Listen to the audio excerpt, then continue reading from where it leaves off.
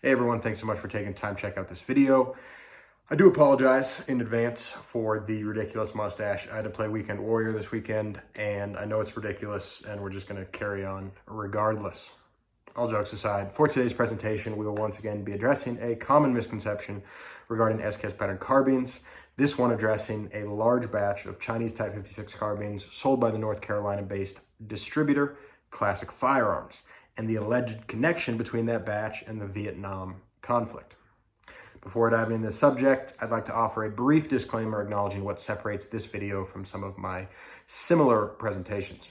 On the one hand, this is really just business as usual for me. My channel exists, generally speaking, for the purpose of providing factual information on culturally relevant small arms, with at least as of lately a particular emphasis on preserving the historicity and rich international heritage associated with the SKS pattern carbine in particular.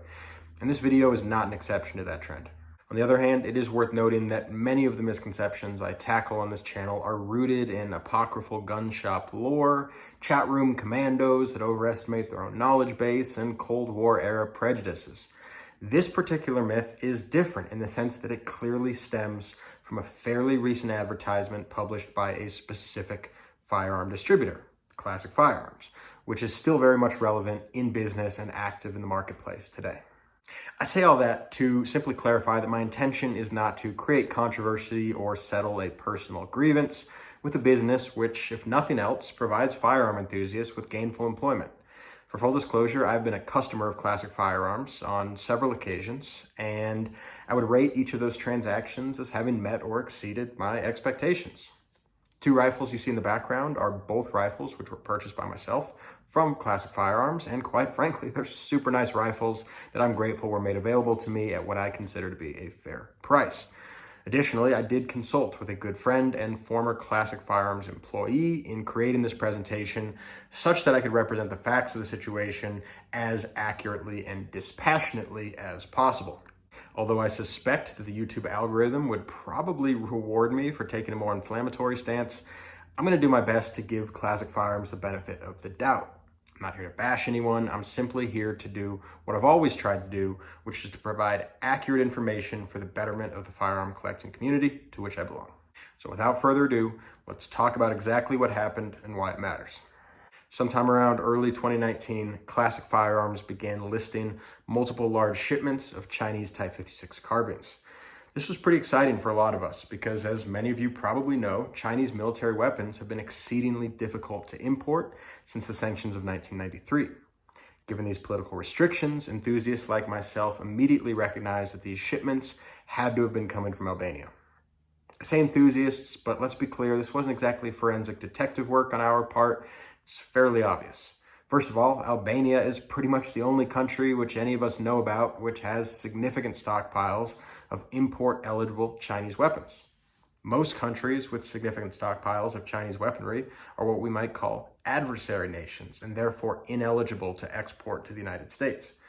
Albania is a country which followed a rather unique trajectory as they went from being a close ally of China in the 1960s to ultimately splitting with China in the 1970s because, get this, they didn't think the Chinese were serious enough about communism, to only a couple decades later doing a total 180 and aligning with NATO, ultimately ascending to full member status in 2009, and even committing small numbers of troops to serve in combat alongside partners in Iraq, Afghanistan, and elsewhere.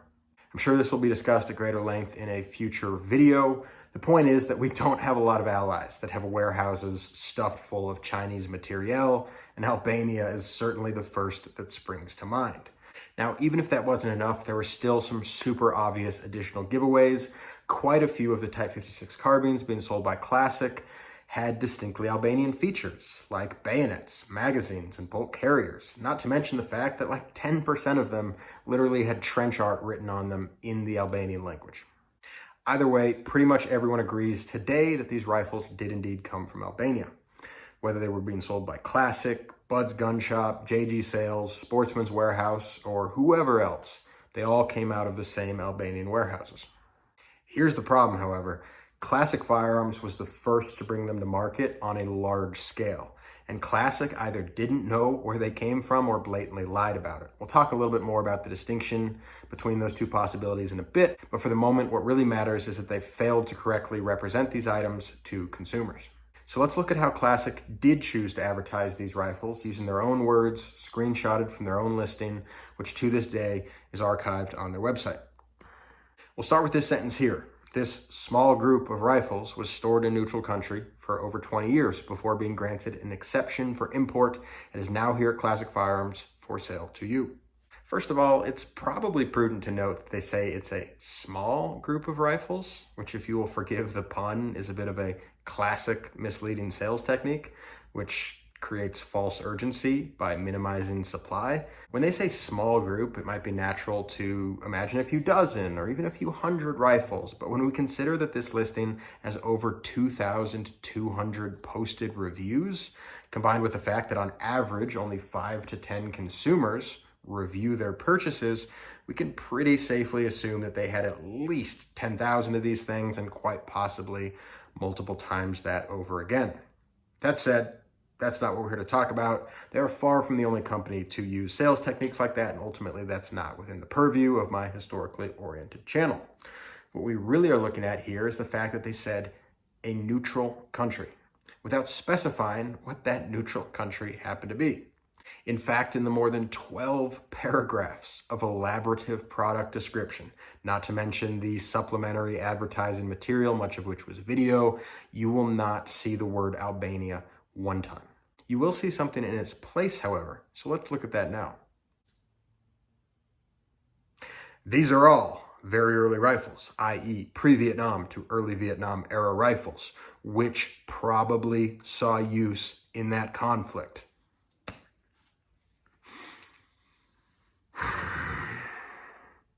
There it is.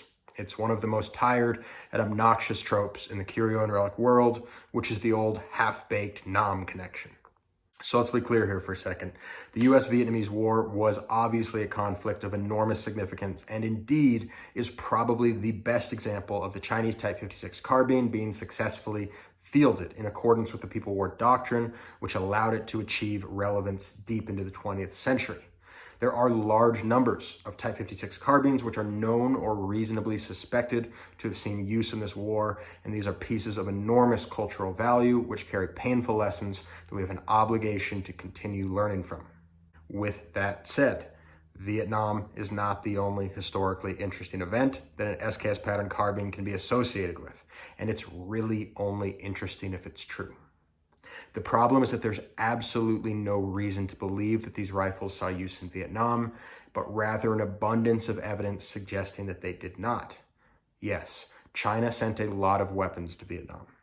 They sent weapons a lot of places, including Pakistan, Bangladesh, Zambia, and many others, including, Albania.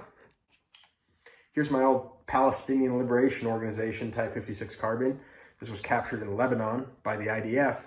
And this is a fascinating and very specific regional history that has nothing to do with Vietnam. And there's so many examples of that. I had the pleasure of interacting with a Rhodesian-born South African gentleman in the comments just today who was telling me about he was using one of my videos to date his Type 56 carbine, which was a Zimbabwean ex-military rifle. There's so many places in the world that an SKS can connect us to, not just Vietnam. The takeaway here is that pretty much any far-left military force that got in an armed conflict since the early 1960s probably qualified for a Chinese military aid program, and that aid program probably included a healthy smattering of Type 56 carbines. China had more than 10 million of these things, and it's not like they had to check them out in some type of Maoist library system. They just pumped them out in every direction, much like how the Americans pumped out M1 carbines and M1 Garands at around the same time period. In the case of the Classic Firearms batch, however, literally the one thing we know about them for sure is which specific aid program they must have belonged to. And it wasn't the North Vietnamese aid program, because it was the Albanian aid program. It defies common sense and all reasonably constructed timelines to suggest that the Albanian aid program included rifles which China had repossessed from the Viet Cong or North Vietnamese army. In fact, All reasonable evidence suggests that China didn't see the weapons that they sent Vietnam until, they didn't see those again until 1979, at which time they were actively being fired upon by those weapons once they got into their own war with their former Vietnamese allies.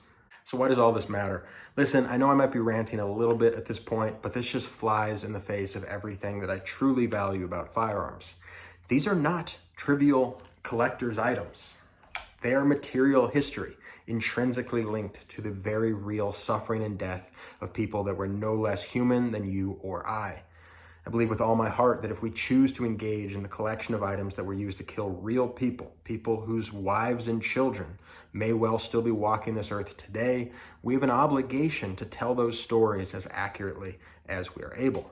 That doesn't mean we can't smile and laugh. That doesn't mean we can't find joy in this hobby. That doesn't mean we can't shoot beer cans off of fence posts with these things. I'm actually pretty convinced that most people who have seen war would agree that that's one of the best ways to actually use a firearm. What I don't think, however, is that we can trivialize war and reduce the conflicts that claim the lives and sanity of our ancestors into something so petty as a marketing tool. History is a rich but rather tragic burden to carry, and we have a responsibility to learn from it and be better humans because of it. And this is not what that looks like. So what have been the consequences of this disingenuous marketing? First and foremost, there are now hundreds, if not thousands, of confused Type 56 carbine owners who believe they have an artifact from the Vietnam War, when in fact they most certainly do not. Many of these people are new to the hobby, and their first experience was to be lied to by a seller. Granted, this is probably something you should expect on Arms List or Gunbroker, but it's not something you should expect from a major retailer. This is a shame because, as I alluded to earlier, the reality is that there's no shortage of Type 56 carbines, which are documented or reasonably suspected to have seen use in the Vietnam War. It muddies the historical study of these very real artifacts to have so blatantly obfuscated the data pool. Second, and frankly a bit more concerning to me, is that thousands and thousands of new Type 56 carbine owners are missing out on the real history and real heritage of their heirloom rifles. As an attempt to illustrate this, let's take a look at this picture together. A picture which, by the way, would have sold these rifles every bit as effectively as some vague Vietnam claims. The image was taken in Kosovo in either 1998 or 1999 during the war between the Federal Republic of Yugoslavia and the Kosovo Liberation Army, and it does depict forces from the latter of those groups. For anyone who isn't already aware, the KLA, or Kosovo Liberation Army, was an insurgent force consisting of ethnic Albanians seeking to break away from the Serbian-dominated Yugoslavia and merge into Greater Albania. Unlike the Yugoslavian forces, the KLA was often seen using a wide array of Chinese weapons to include Type 63s, Chinese AKs, and of course, Type 56 carbines, like that one.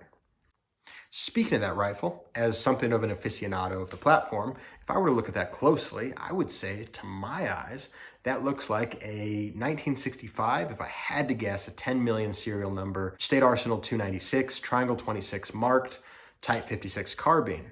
I don't know, kind of like this one, kind of exactly like this one. In fact, there is a reasonable possibility that this one bumped into that one at some point. Obviously, I'm exaggerating now, but the point being, we're looking at the same batch of rifles all of a sudden. A batch that includes my rifle, this rifle, and more than a few of your rifles at home. So where do you think ethnic Albanian insurgents fighting a war just outside of Albanian borders got Chinese weapons? Chinese weapons that look suspiciously similar to this rifle, and more than a few of your rifles at home, which, as we've established, came from Albania. They probably got them from Albania, a country which, as we've established, had enormous stockpiles of Chinese weapons.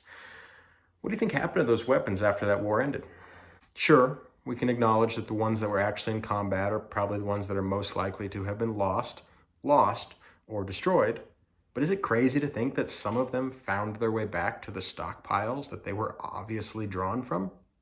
Not in the least. That's extremely plausible and consistent with available evidence. But no, Now thousands of people have to miss out on the actual living history, the solemn remembrance that these lumps of steel and wood have stoically carried for decades, all because Classic Firearms thought that invoking Nam, despite all evidence to the contrary, was cooler than telling people that their rifles actually might have been involved in a real conflict. A conflict that even younger guys like myself remember watching on TV. Heck, some of you out there probably participated in NATO deployments to Kosovo. In fact, I know for a fact that at least one of my regular viewers has. So finally, let's briefly touch on the kind of controversial elephant in the room here, which is the question of, was this negligence or intentional misrepresentation on the part of Classic Firearms? First off, I'm not willing to say it was anything less than negligence because Classic Firearms has an enormous social media presence, and I know for a fact that they had the accurate history of these rifles politely explained to them on a number of occasions. I may or may not have been one of the people who participated in that. Here is a Reddit post from Classic Firearms' official account in which they actually deny ever having marketed these rifles as having been associated with the Vietnam conflict. He claims that they were simply marketed as being Vietnam era. Again, we know that that's not true, but it also doesn't necessarily indicate intentional deception. It easily could be explained through incompetence. And I don't say that to be mean or anything. It's general human incompetence is a reality of anything, including running a business. I'm sure that all of Classic Firearms competitors also deal with incompetence. I deal with incompetence. It's a reality of being human. And at the end of the day, Classic Firearms is a distributor, not a museum. I get that. I will say that one thing that kind of bugs me is the fact that Chinese weapons are sanctioned. And as I previously elaborated on in some detail, the geographic origin of Chinese weapons is pretty important to their legal status. I do recognize that Classic is the distributor and not the importer. And quite frankly, some of the importers that Classic Firearms has to deal with, I know to have their own rich histories of misrepresented products. However, I still wonder what would have happened if the ATF had shown up to Classic Firearms and said, hey, where the heck did you get 10,000 Chinese military weapon systems? And why are they legal to have in this country? Would Classic Firearms' response have been, honestly, we have no idea. Our importer said that these came from Vietnam by way of a neutral country. Or would they have said, don't worry, these are legit. We got them from Albania. But hey, don't tell our customers that because we've got this whole Nam narrative going. I genuinely do not know the answer to that question. So ultimately, I think that I have to give them the benefit of the doubt. That said, I would respectfully suggest to Classic that if they can afford to give away a $12,000 sniper rifle every other week, they can probably afford to pay some forum nerd a couple $100 to get the core facts right on a multi-million-dollar curio and relic shipment. So what's the moral of the story here? I guess that's up to you. I have my own beliefs about the moral responsibilities that come with honoring the stories associated with curio and relic firearms. But at the end of the day, that's me, and you're under no obligation to agree with me. That said, people who come to my channel seem to do so because they are interested in the complex reality of the SKS pattern carbine, rather than gross oversimplifications and worn-out tropes. So hopefully this video helped clear up some of the confusion regarding the most significant Type 56 carbine import in the last 30 years. Otherwise, that's the end for now. If you're new to this channel and like the idea of learning more about the rich history of the SKS pattern carbine, that's a big part of what I do here. So go ahead and hit that subscribe button, hit that like button, and leave me a comment if you're so inclined. If that doesn't convince you, I will also continue to tease that I do have a super exciting and very extensive SKS related test.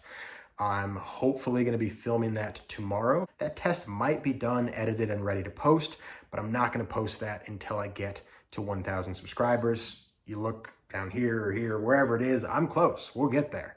So if you want to see that video, help me help you by hitting that subscribe button. And otherwise, thanks again, everybody. Hope you have a great rest of your day, and I hope to see you in future videos.